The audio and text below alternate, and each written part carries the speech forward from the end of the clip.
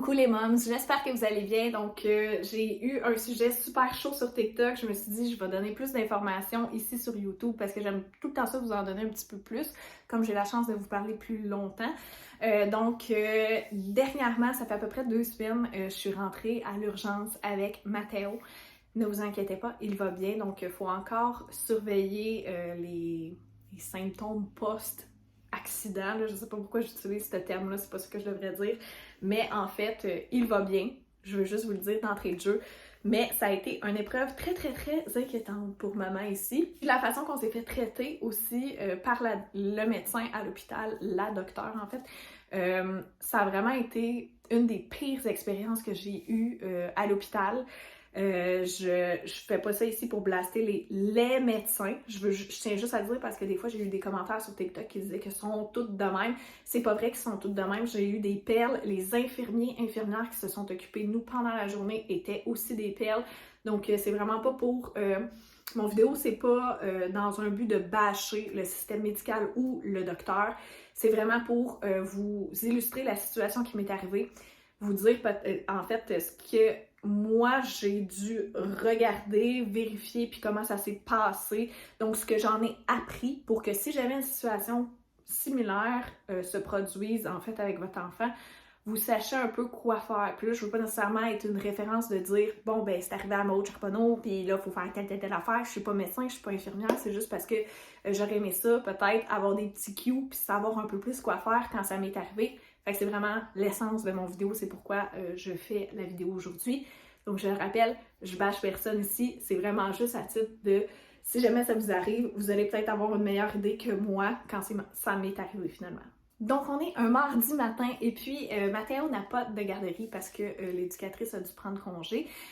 Puis on est en milieu familial, fait que quand l'éducatrice doit prendre congé, il n'y a pas de garderie. Donc je suis seule avec mon fils, puis Matteo, il y a un petit tricycle à 3 roues là, si on veut, mais c'est vraiment bas de terre, je vais vous le montrer en vidéo. C'est un...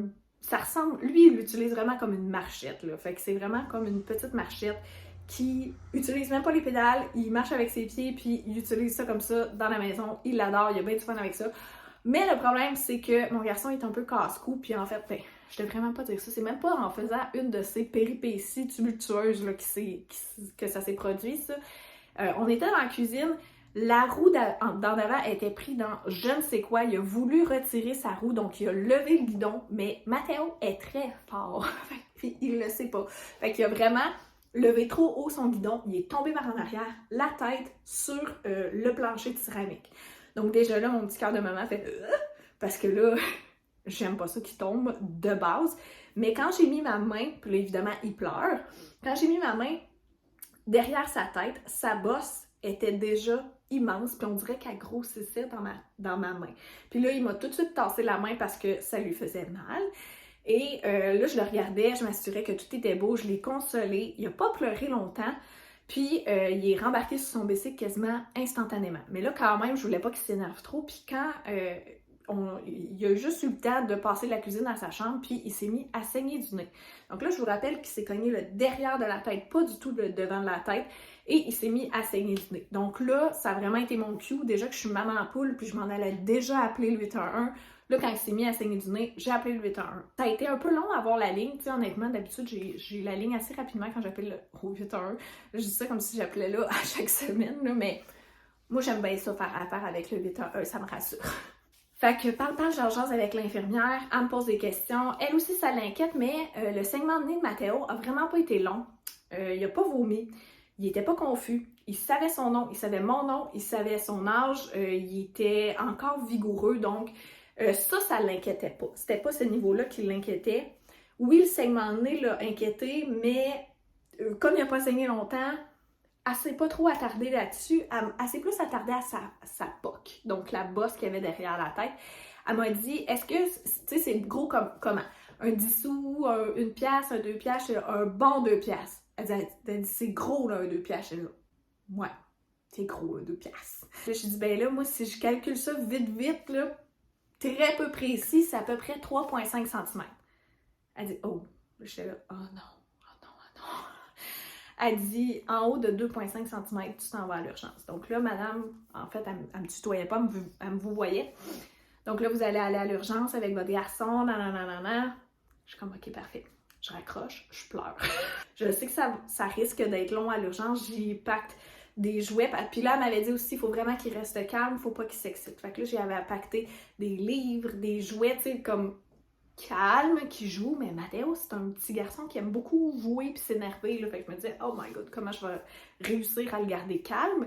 Fait que je faisais ses jouets, j'ai mis des collations puis tout ça. Puis je sais pas pourquoi, mais moi, j'avais bien l'impression qu'on allait sortir rapidement. Tu sais, je me disais, c'est un enfant, on va se faire voir tout de suite puis on va sortir rapidement. Pas vraiment.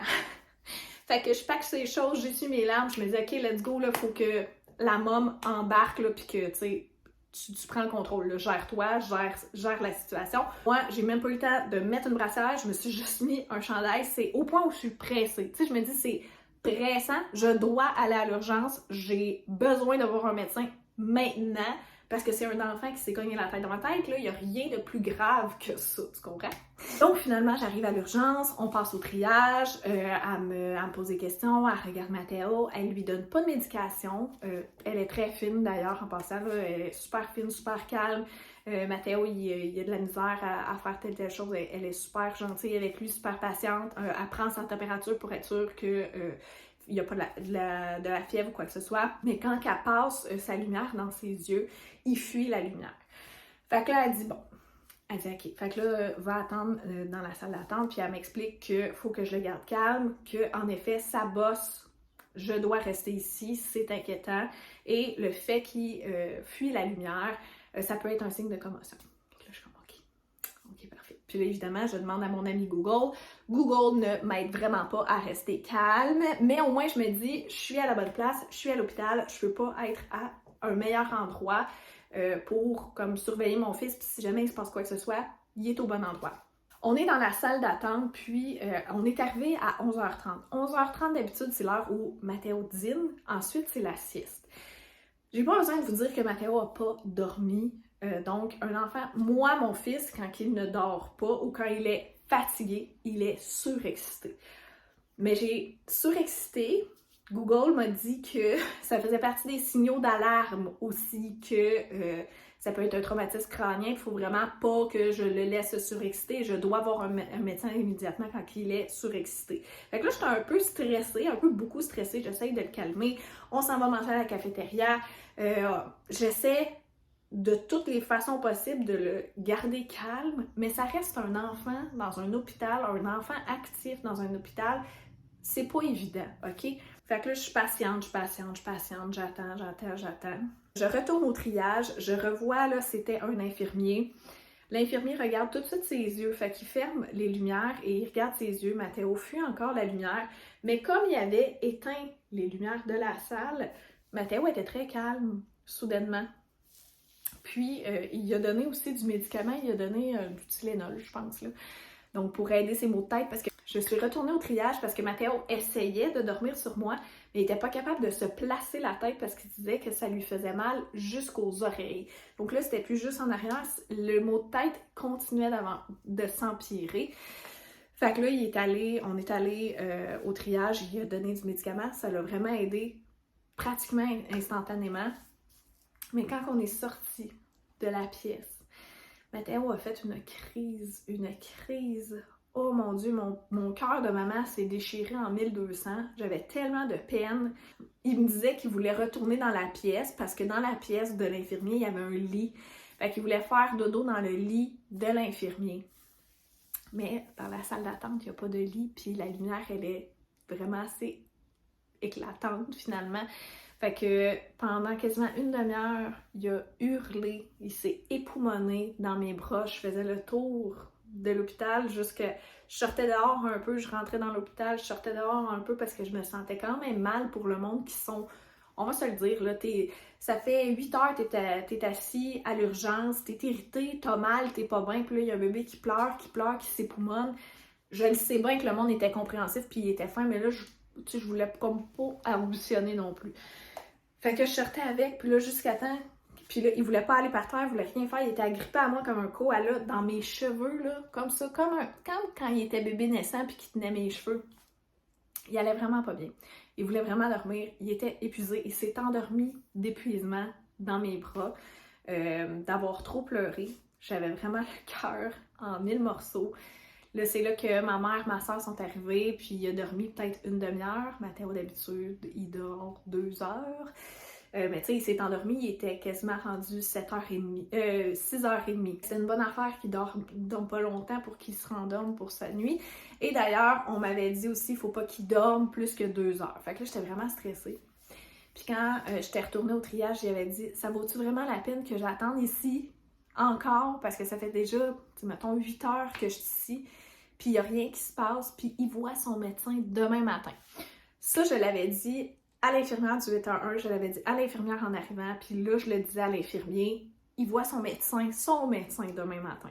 Est-ce que c'est vraiment pertinent que je prenne une place présentement à l'urgence? Est-ce que, tu sais, c'est grave? Puis, ils m'ont tous répondu que mon fils présentait des symptômes inquiétants, donc oui, il serait vraiment plus à l'aise que je vois un médecin ce soir. Absolument ce soir, puis d'ailleurs, si je veux pouvoir le faire dormir une nuit pleine ce soir. Fait que je suis restée. Il finit par se réveiller, c'est long, mange des collations, mange ci, mange ça. Il a toujours pas assez bien dormi, fait qu'il file pas, il va pas bien, je le vois qu'il va pas bien. Quand j'arrive pour me lever puis m'en aller, parce que là, je vois que c'est rien pour aider Mathéo présentement, on nous appelle. Fait qu'on nous appelle pour aller voir le médecin. Je suis épuisée, je suis au bout de mes forces aussi parce que je suis enceinte. Je suis déjà fatiguée de mon premier trimestre. Mon premier trimestre, je dormirais toute la journée. Fait que là, je suis épuisée, je suis drainée émotionnellement, puis je reste forte depuis le début de la journée pour mon fils. Fait que mon niveau d'énergie, il est à plat. Le médecin a à peine regardé Mathéo. Disait que le fait qu'il fuit la lumière du regard, c'est comportemental, donc il n'y a pas vraiment mal.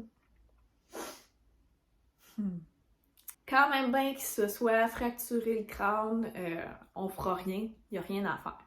Je dis ok, d'accord. Là, c'est par après, en parlant, en fait, au médecin et à mon amie à qui c'est arrivé, puis qu'elle a eu un médecin qui lui a donné de l'information. C'est tout ce que j'aurais voulu, de l'information. On m'a dit qu'on ne fait pas de radio à un enfant de 2 ans parce que ça vieillirait son cerveau, la radio, puis tout ça, puis les tests, tous ces petits tests-là, tout ce qui est radiologie, là, ça pourrait comme affecter son cerveau. Donc, à moins que ce soit extra méga nécessaire, ils ne le font pas. Ce que j'aurais aimé me faire dire, tout simplement. En étant très franche, là, rendu à ce moment-là de la journée, rendu que ça fait 10 heures que je suis assise à l'urgence, je le sais, en quelque part, qu'elle va me dire « Il est correct, ton gars. Inquiète-toi pas, tu peux t'en aller chez toi puis tu peux lui faire passer une bonne nuit de sommeil. Il est correct, ton gars. » Je me doutais d'avoir cette réponse-là. Puis c'était correct que j'aie cette réponse-là. Puis même si j'avais attendu 10 heures, tu sais, le pire était passé. Le plus gros du stress était passé. Ça fait 10 heures que je suis là, puis il est correct. Il n'a pas vomi, il n'a pas eu de convulsion, il n'y a rien. Fait que je comprends. Mais ça a été sa façon de me dire que j'étais là pour rien. Et quand elle est sortie de la pièce, moi je ne l'ai pas vue, c'est par après ma soeur qui me l'a dit quand on est sorti de la pièce. Quand elle est sortie de la pièce, il y a comme tout le personnel médical qui est là.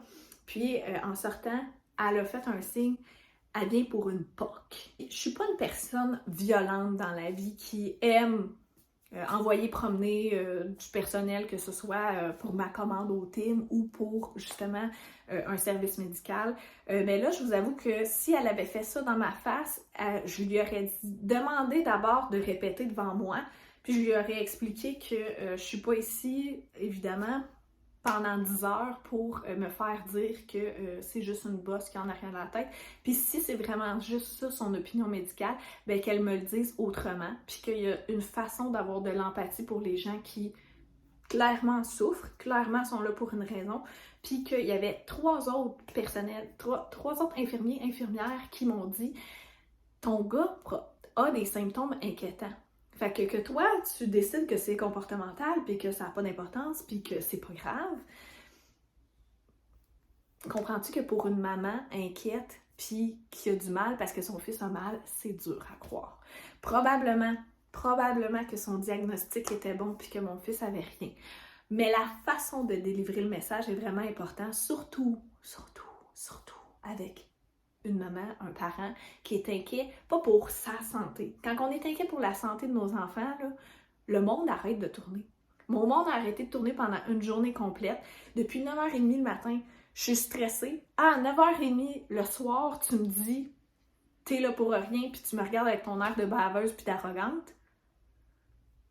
C'est honnêtement de manquer tellement d'apathie puis d'humanité que qu'est-ce que tu fais médecin? Pourquoi tu as choisi cette profession-là? Puis je suis capable de me dire que elle a eu une grosse soirée ou ça s'est pas bien passé sa journée, fait qu'elle reflète ça sur moi, mais pour vrai, j'ai eu aucun comportement négatif. J'étais là à l'écoute, j'étais prête à boire toutes ces paroles. Puis j'ai vu que c'était vraiment pas qu'elle était exténuée de sa soirée, c'est juste parce qu'elle était arrogante puis chiante avec nous autres. C'était vraiment juste ça. Fait que j'ai vraiment été super déçue de son comportement. Évidemment, je n'ai rien fait pour cette soirée-là. Là, j'ai des coordonnées parce que j'ai fait un TikTok sur le sujet, puis j'ai des coordonnées pour faire une plainte au bureau, ce que je vais faire parce que je trouve ça quand même épouvantable. Puis j'ai eu beaucoup de mamans qui m'ont écrit en privé pour me dire ce qui leur est arrivé avec tel. Honnêtement, c'est souvent le même médecin qui revient. Puis moi, je sais pas c'est qui le médecin parce que je me souviens même plus de son nom.